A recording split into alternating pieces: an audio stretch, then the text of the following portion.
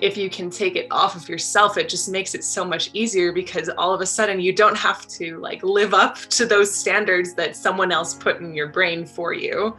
And then you realize like, oh, I never actually thought this. It was all just like other people told me this, or I made myself feel like this. And it's actually just holding me back. Welcome to Point to Rise, your podcast that gives you permission to dream big, take messy action, and turn your talent into profit while turning your back on perfection.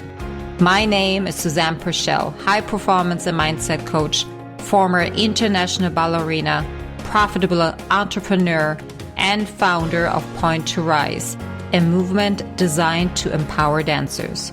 It is my mission to use my own story as an inspiration for today's generation of dancers.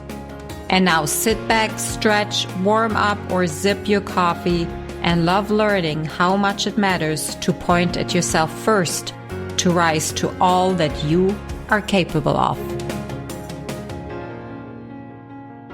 Hi guys, and welcome to another episode of the Point to Rise podcast. Today, I have the whole team of Dancer Anonymous on the podcast. We're doing a full interview. So Arianna and Rose are both in the house.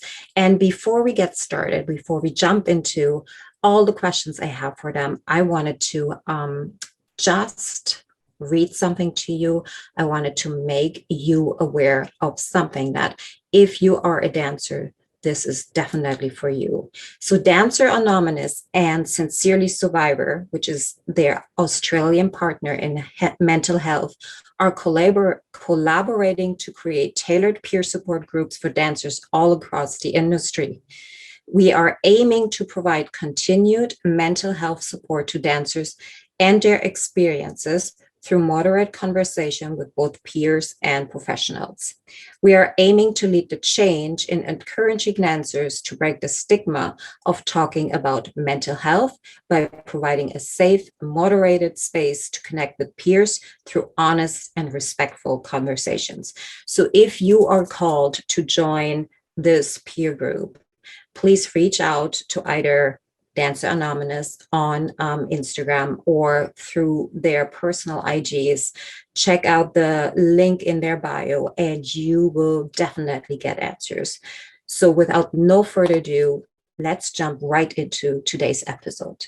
Hello, I am on the podcast with Arianna and Rose today from Dancer Anonymous. Two. Well, we are three, but 2 out of the 3 strong women trio that have formed Dancer Anonymous. If you have been following the podcast, Arianna and I did a short episode to introduce her journey and how Dancer Anonymous was founded and what we can expect. So we decided to bring on one more of the warrior women here to talk about this wonderful project. And Arianna, why don't you kick us off with how the 2 of you met? Like, what's your history and how this really came about? Definitely. Well, honestly, I don't even remember when I met Rose because we've been friends for as long as I can remember. I think probably around the time we were like 10 or so, we did Nutcrackers together, and we were just at the same dance studio and classes together all the time. And then we sort of parted ways when we graduated high school, but never really lost touch. And our other colleague and dear friend, Mara, who cannot be here with us today, we were just always dancing together. And we were on the same high school dance team. And then we went to the studio together. So we're pretty much as close as you can get when it comes to being friends.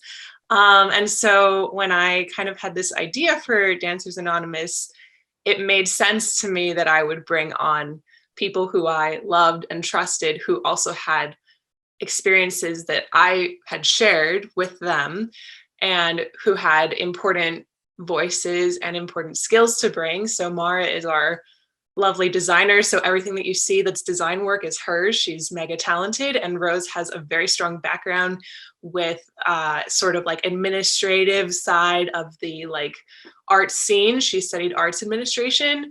And so her skills are really important in leading our projects. And I just feel like we all can bring something to this project to make it what it is. And so I'm just really excited that we can kind of continue to keep our friendship alive, but also work towards something together. It just like brings us even closer, which is like an amazing thing to me. So I find this so beautiful because you're talking particularly around collaboration, and each one of you has their superpowers and you're leaning into those superpowers. You're not expecting from one each other to do things that you're not great at. Where I have seen so many times, not only in business, but in the arts and in our upbringing, in the culture, in the industry of dance and arts altogether, that you only are somebody if you're able to do it all yourself, if you're perfect, right? And that really cuts you off from your own superpowers. It doesn't give you the ability to be a beginner at something new. Let's talk about collaboration and the importance and the benefits of it. Who wants to go? Rose, why don't you go? Because I've already talked. So. Sure. Hi, welcome. I'm so excited to be here. Thank you for that wonderful intro, Arianna. Collaboration, like you said, is very important because allows you to recognize your own strengths and your own weaknesses, be comfortable with that, and then work with other people who can fill in those spaces that maybe you're not as comfortable with and need some support in. Maybe they have a better understanding of a certain area, or you two can't, two heads are better than one, that great saying. I think with three of us, three heads are better than two. So it's really been a wonderful way for the three of us, not only as friends, to reconnect and go through our own, years of dance and school and life together, but also now as new colleagues and new partners and peers in this new wonderful sphere of dance and mental health. We're having new conversations all the time that we never would have gotten to have had we not, collaborated in this wonderful, crazy way. Mm-hmm. So it's really been a great experience, not only as friends, but also now as co-workers, if you will. So when we're talking about collaborating, what's one learn that you guys have had so far? Something that we've each learned. Yeah. Because collaborating also means you're choosing to really see each other and work with each other, and also accept each other's strengths and weaknesses and not judge each other for that, but help each other rise to be able to produce more, right? So I'm sure there have been learns. I'm sure there have been conversations that have maybe not been the easiest to have. Is there something that you can perhaps give as a tip or a learn that you have had for other people that are, scared of collaborating because it is easier to just do it all by yourself? We know all the stories. Share away, my loves. I'm very happy to just put it out there that I am like 100% that type of person. And I think that it comes from many things, kind of like what we talked about last time on our podcast. But I have both this like dance background where I'm like, okay, it's all on me. I have to be perfect. Otherwise, I'm not good enough. And I also have this immigrant family background where it's all about like, your work is not just about your value, but about my value as your parent. And if you don't do more than what I did, then I didn't succeed as a parent, right? It's like the American dream. Like there was a lot of pressure on me at home, and there was a lot of pressure on me in dance. So I've always been the type of person of like, I have to do everything by myself. And if I don't do everything by myself, then I'm somehow letting people down and failing myself, which is like such a huge burden to put on yourself. And this experience of sitting down and saying, I have this idea, I really want to make this happen. I want to help people, but I have no idea what I'm doing. And I I need help. And like just saying that to myself was huge because I think I've done it in like smaller ways in my life, but this is definitely like the biggest capacity that I've done this in, and saying like, I cannot actually do this alone. And actually, I don't want to. And like, just figuring out that really, I don't want to do it alone. I want to do it with people. I want to do it with my friends who are important to me, and having this like inner dialogue with my like past patterns in my brain of like, no, you have to do it alone. You have to, otherwise it's not good enough and you failed and it's not really like you didn't succeed, and taking it away from that and making it more, no, it will be so much better if I do it with people. And it's also not about me, it's about helping people. So how do I help people most effectively, and how do I, take it off of myself? And like what we've talked about before, like if you can take it off of yourself, it just makes it so much easier, because all of a sudden you don't have to like live up to those standards that someone else put in your brain for you. And then you realize like, oh, I never actually thought this. It was all just like other people told me this, or I made myself feel like this.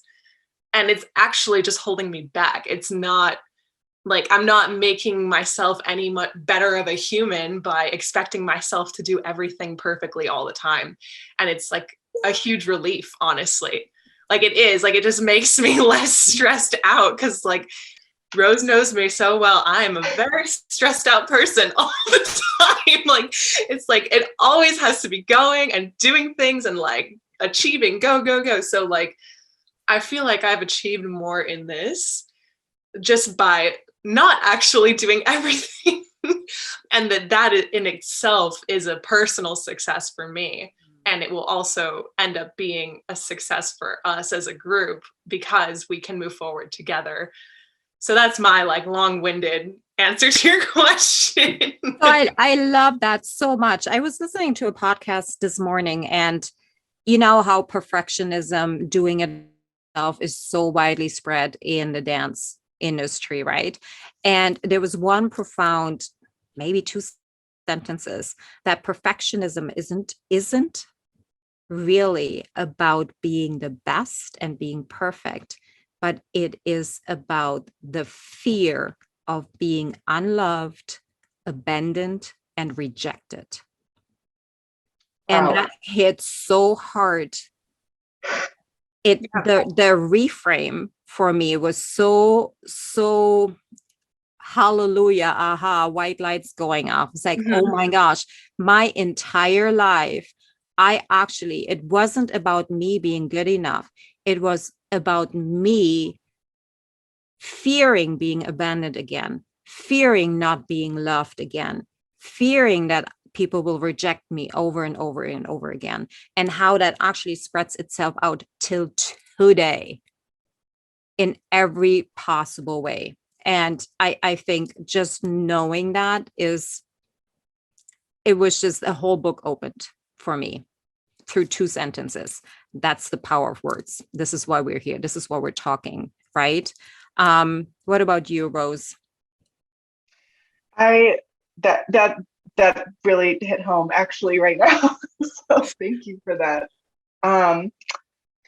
As far as collaborating, it's been, we definitely, I don't know myself, dance is a very non-verbal art form, and dancers by nature are expected to sort of be very passive when it comes to decisions that are being made and speaking up for themselves. And so that's been my struggle, is actually making my feelings and thoughts and ideas verbal, instead of just going, well, no, anything, it's fine, very passively letting other people take charge, instead of standing up and giving my own ideas, my own thoughts and feelings. And so for Arianna and I to both have these wonderful discoveries at the beginning of this, I think as individuals has sort of cemented a bit more who we are in terms of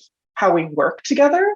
but also just individually as dancers has allowed us to sort of work through some of our own stuff and our own issues and shed some light here and there on our own things. Because I was noticing that I, was always very, standing in the back and very easily sort of passive in terms of sharing thoughts and feelings. And so it was new for me to stand up and talk to Arianna and say, well, what about this and this? And we can do this. And what about this? It was very new and uncomfortable.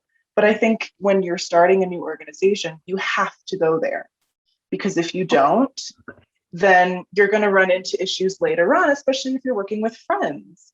And so it was so important and so impactful that we did have those hard conversations at first, because now we know how each other works. We know how each other operates in this new sphere of working together. So, it's not to say that everything is wonderful and peachy all the time, and because that's working with friends is wonderful and can be that, but it also requires work. And so it's been great to sort of explore that. And obviously when you have great friends, it makes it much easier to do that work. A business leader that I admire a lot said the other day that whenever you start a new business, regardless of how many times you've done it or whatever you do new, it will surface all of your weaknesses and your baggage that you have been carrying around. And launching a new business is not only launching a new business, it is rediscovering everything about yourself. And yeah.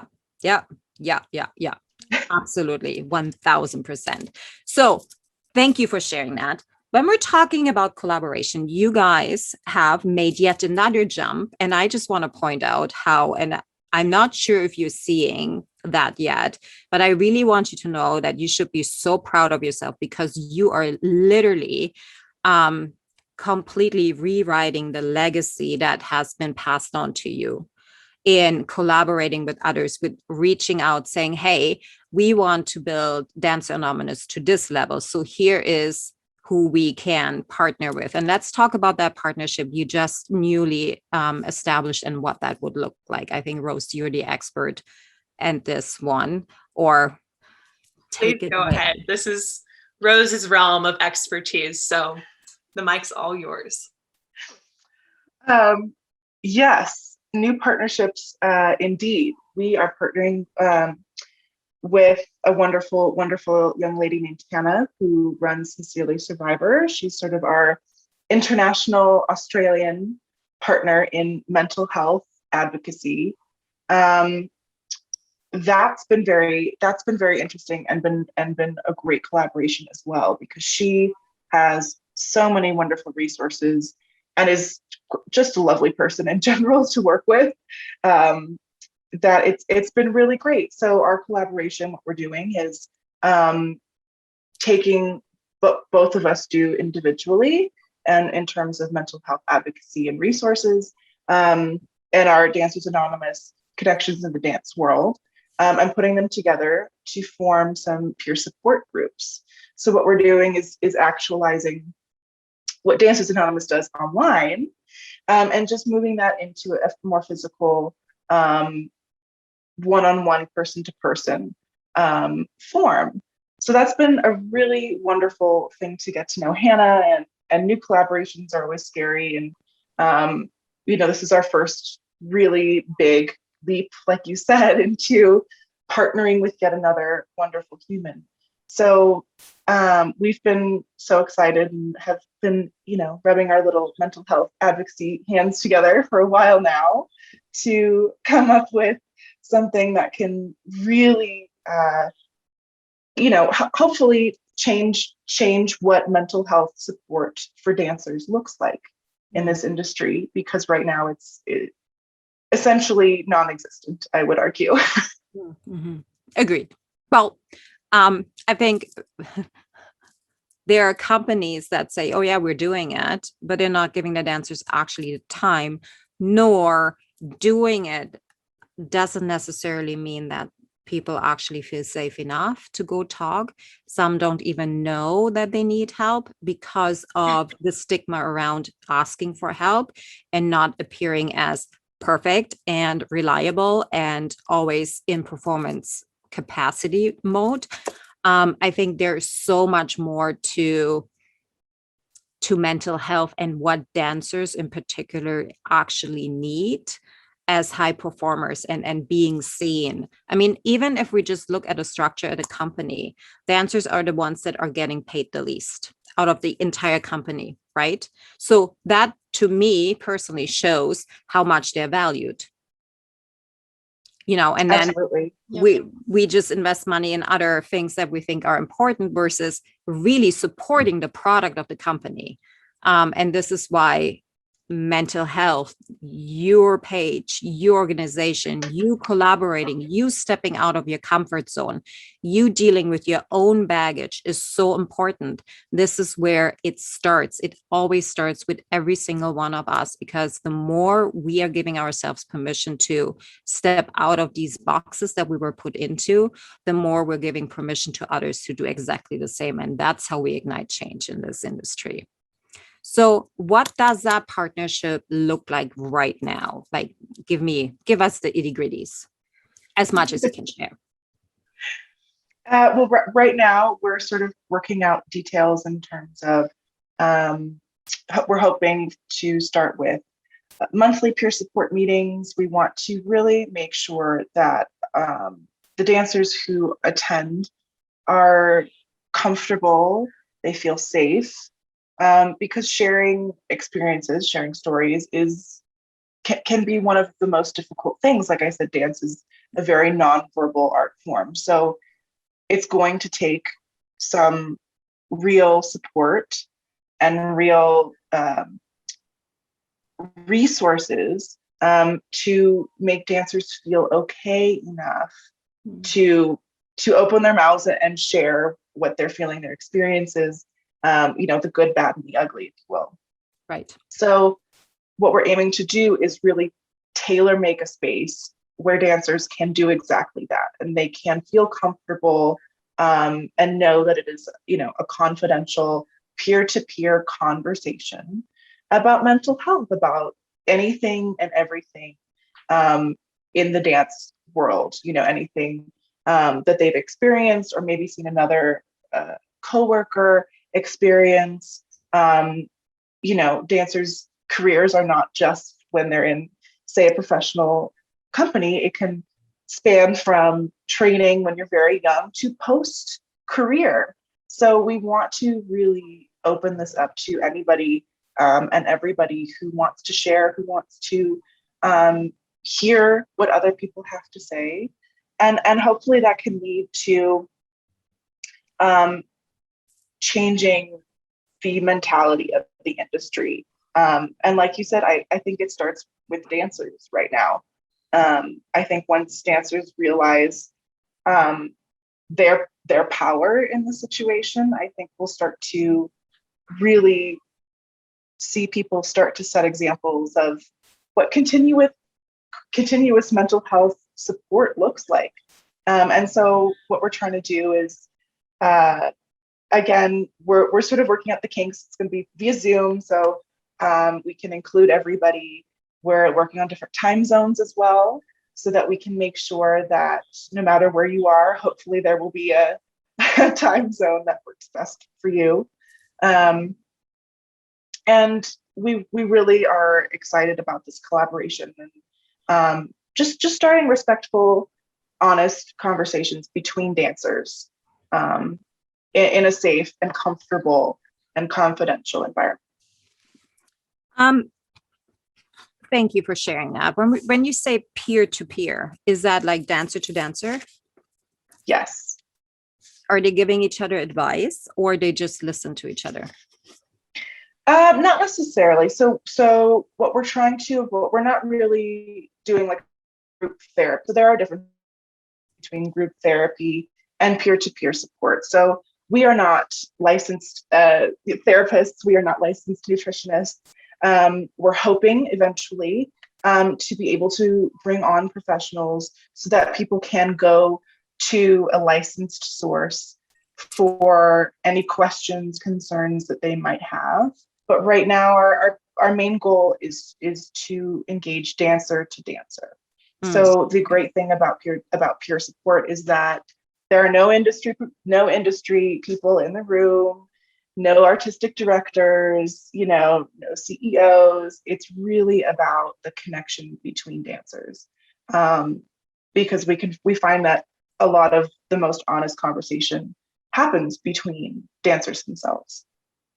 Yes. Thank you. Wow. Okay. So I'm already 10,000 steps ahead. So I'm reeling myself right now back in, like my creative mind is going. I can't find a pen right now. So I'm like, this is going to go in like 2 seconds. It's not going to be here anymore. So let's talk about future state of Dancer Anonymous. So I know from our last conversation, Arianna, was that, we're hoping to get to a point where this is actually not being needed anymore, where dancers don't have these stories anymore that you're putting up. And I don't know if you haven't checked out the page yet, this is your time. Go to Dancer Anonymous and go and read all of these stories that dancers are actually sharing. And if you may be thinking that, oh, they just verbally abused me and they told me not to eat for 5 days, that is not normal. So go read all of this to maybe find yourself in those stories and find the permission to let go of your expectation that you must suffer in order to be an artist. Little plug there. So let's talk about the crowdfunding campaign that you guys are launching. What is it for? Who is it for? And what is that going to allow you to actually create further down the road? All right, I can talk about this. So my lovely boyfriend, if you can't see, here's a professional photographer, many photos all over his walls. So he wanted to get involved because he obviously sees me going through all of this probably more intimately than anyone, because he has to deal with me at all hours of the day. So he knows how ballet continues to play a very prominent role in my mental health.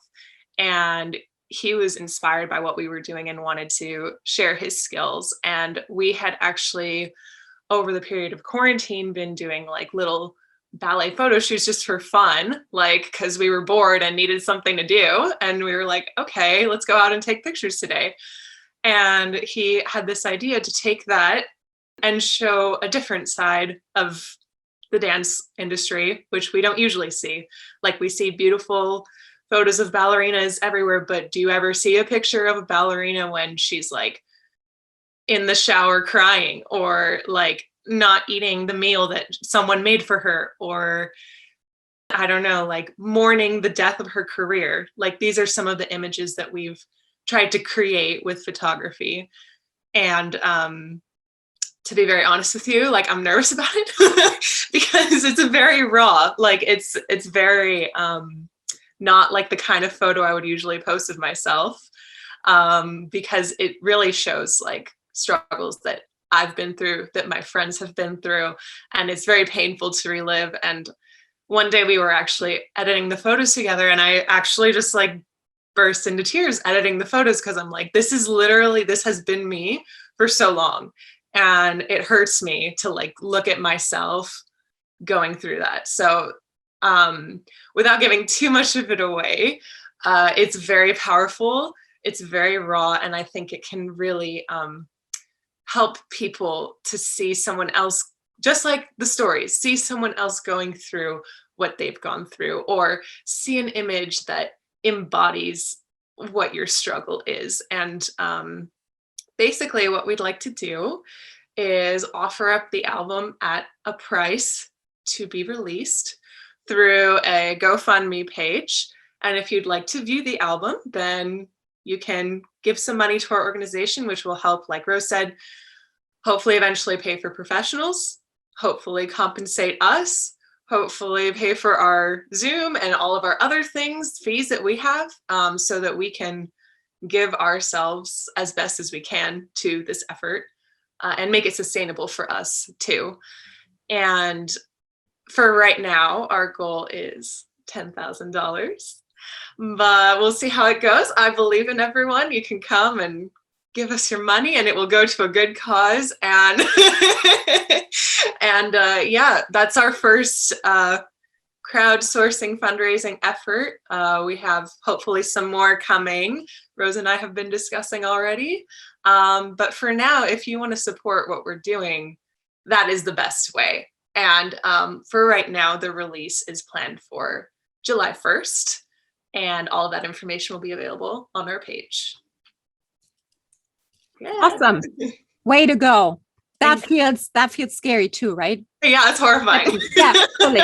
So, I mean, we're totally raw on this podcast too, because all of this is an evolution. We are always learning. And I think that's something that we were never allowed in Arianna, you talked about it so clearly and loud in our last podcast recording, that not only in your home, but also in your career, learning was never an option. And it was the same for me. I was never allowed to make mistakes in my home or at my mother's presence, nor in the studio or anywhere else in life.